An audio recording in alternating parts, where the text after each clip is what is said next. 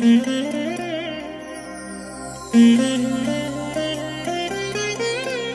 దినం పరము నుండి దిగివచ్చు మాట. ఇది నీ జీవితానికి వెలుగుల బాట. నీ ఒడిలో ఉంచబడిన దీవెనల మూట, అద్భుతాల ఆనంద ఊట. డిసెంబర్ 15 సంవత్సరమంతా మీరు బైబిల్ చదివి ముగించడానికి మీరు చదవలసిన లేఖన భాగం. సంవత్సరమంతా మీరు బైబిల్ చదివి ముగించడానికి ఈరోజు మీరు చదవలసిన లేఖన భాగము ఆమోసు గ్రంథం 1, 2 మరియు 3 అధ్యాయములు. సాయంత్రం ప్రకటన 6వ అధ్యాయము. ప్రియమైన దేవుని బిడ్డలారా, ఈ ఉదయకాల సమయంలో ప్రభు కృప మీకు తోడైననుగాక. పరలోకము నుండి నీ కొరకు దిగి వస్తున్న ఈ మన్నా మిమ్మల్ని బలపరిచి బలశాలుగాను, ఆత్మ సంబంధమైన పోరాటములో మీరు గెలిచి విజయశాలులై నిలిచి ఆయన మహిమ కొరకు సాక్షులుగా నిలబెట్టునుగాక. ఈ మన్నా అంతటి బలమైనది. మీరు ఈ మన్నాని భుజించండి. ప్రియ దేవుని బిడ్డలారా, పరిశుద్ధ గ్రంథములో నుండి 106వ కీర్తన 44వ వచనాన్ని మనం చదువుకుందాం. అయినను వారి రోదనము తనకు వినబడగా వారికి కలిగిన శ్రమను ఆయన చూచెను. ప్రియమైన దేవుని బిడ్డలారా, మన ప్రభుకి బైబిల్లో విస్తారమైనటువంటి పేర్లు ఉన్నాయి. ఆ పేర్లలో కొన్ని యేసు, క్రీస్తు, ప్రభువు, యెహోవా, ఆశ్చర్యకరుడు, ఆలోచనకర్త, సమాధానకర్తకు దేవుడు, ఇలాంటి పేర్లు మనకి పరిశుద్ధ గ్రంథంలో కనిపిస్తాయి. అయితే మన దేవునికి ఉన్నటువంటి వందలాది ఆ పేర్లలో నా మటుకైతే 4 పేర్లు చాలా ఇష్టముగా ఉన్నాయి. అవేమిటంటే, ఆయన వినేవాడు, ఆయన మాటలాడేవాడు, ఆయన ఇచ్చేవాడు, ఆయన చూచేవాడు. ప్రియ దేవుని బిడ్డలారా, ఈ 4 చాలా అద్భుతమైన దేవుని యొక్క నామములు. అవునండి, ఆయన చూస్తాడు, ఆయన చూచేవాడు. తన ప్రజలు బహుగా ఏడుస్తున్నారట, వారు కృంగిపోయిన స్థితిలో అంగలారుస్తున్నారట, వారు రోదనము చేస్తున్నారట. అంతకుముందు ఎన్నో మారులు వారిని విడిపిస్తూ విడిపిస్తూ విడిపిస్తూ వచ్చాడు. ఏదో ఒక పాపం చేయడం, వారు ఒక చిక్కుల్లో పడడం, వారు ఆయనకు మొరపెట్టడం, ఆయన వారిని చూడడం, దగ్గరికి రావడం, వారిని విడిపించడం, ఇలా పలుమార్లు జరుగుతూ ఉండేది.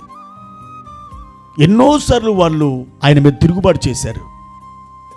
అయితే దేవుని బిడ్డలారా, ఈసారి కూడా మూర్ఖపు హృదయంతో దేవుని మీద తిరుగుబాటు చేశారు. ఆ తిరుగుబాటు చేసిన వాళ్ళు మరలా ఆయనకు మొరపెట్టడం, ఆయనకు రోదనం చేయడం, ఇలా చేస్తూ ఉన్నారు. అయితే మనం చదువుకున్న ఆ 44వ వచనంలో అయినను అనే మాట రాయబడింది. ఆ మాట ఏ సందర్భంలో, ఎందుకు దేవుడు అది రాయించాడో తెలుసా? మూర్ఖించి తిరుగుబాటు చేయడం, ఆయన విడిపించడం, మళ్ళీ దాన్ని మర్చిపోయినటువంటి ఈ ప్రజలు మళ్ళీ ఆయన మీద తిరుగుబాటు చేయడం, మళ్ళీ చిక్కుల్లో పడడం, మళ్ళీ వాళ్ళు రోదనం చేయడం, ఆయన మరల వారిని విడిపించడం, ఇలా జరుగుతూ జరుగుతూ జరుగుతూ ఒక సైకిల్ లాగా అయిపోయింది అది. అయితే దేవుని వాక్యం ఇలా ప్రారంభమవుతుంది 44వ వచనంలో. అయినను అంటే ఇంతకుముందు మూర్ఖపు స్వభావంతో ఎన్నిసార్లు తిరుగుబాటు చేసినప్పటికీ, అయినప్పటికీ ఎంత మంచి మనసు దేవుడిది, ఎంత ప్రేమగల హృదయం. అన్ని మారులు వారు తిరుగుబాటు చేసినప్పటికీ, ఆయనకి వెన్ను చూపినప్పటికీ, అయినను వారు రోదనం చేసినప్పుడు, అనగా మొరపెట్టినప్పుడు ఆయన ఆలకించాడు. వారికి కలిగిన శ్రమను ఆయన చూచాడు. దేవుని బిడ్డ, వారిలాంటి వారు మీరు కాకపోయినను మీ శ్రమలో ఆయన మీ తట్టు చూస్తున్నాడు, మీ వైపు కనులెత్తుతున్నాడు. ఆయన చూచేవాడు. మీ అంగలార్పును చూస్తున్నాడు, మీ బాధను చూస్తున్నాడు, మీ వ్యాధను చూస్తున్నాడు, మీ కష్టాన్ని చూస్తున్నాడు, మీ అవమానాలు చూస్తున్నాడు, మీ నిందలు చూస్తున్నాడు. ఒక అడుగు తీసి అడుగు ఈ లోకంలో ఇక వెయ్యలేను అనుకొని నిరీక్షణ కోల్పోయిన మీ తట్టు ఆయన చూస్తున్నాడు. ఆయన చూచేవాడు. ప్రియ దేవుని బిడ్డ, ఈ మాట నమ్ము. నిన్ను ఆయన చూస్తున్నాడు. నీ అడుగు జాడలు లెక్కిస్తున్నాడు. నీకు కృపను ఇవ్వడానికి ఆయన ఇష్టపడుతున్నాడు. మేలు చేయడానికే ఆయన లేడి వలె గంతులు వేయచ్చు నీ దగ్గరికి సాగి వస్తున్నాడు. ఈ దినం నీ పరిస్థితులలో ఒక అద్భుతమైన మార్పు జరగబోతుంది. నీ మొర్ర ఆలకించిన దేవుడు నీకు జవాబు పట్టుకుని వస్తున్నాడు. ఎందుకు కురింగిపోతావు దేవుని బిడ్డ? లే, తేజరిల్లు, ముందుకే అడుగు వేయి. నీ ప్రభు నీ భుజం మీద చేతులుంచి చెబుతున్న మాట ఏంటి తెలుసా? భయపడకుము. అవును, నీ భయాలు భ్రాంతులు కొట్టివేయబడుతున్నాయి. దేవుని యొక్క రాజ్యములో నీవు నాట్యమాడబోతున్నావు. సమృద్ధి అయిన కృపా సత్యములను నీకు ఆయన బయలుపరిచి నిన్ను ఆదరించబోతున్నాడు. దేవుని కృప నీకు తోడై ఉండునుగాక. ఆమెన్. ప్రార్థన. పరిశుద్ధుడైన తండ్రి, ప్రేమ కలిగిన దేవా, మీ ఘనమైన నామానికి వందనాలు. మేము మీ తట్టు చూస్తున్నాం, మీ తట్టు కనులెత్తుతున్నాం.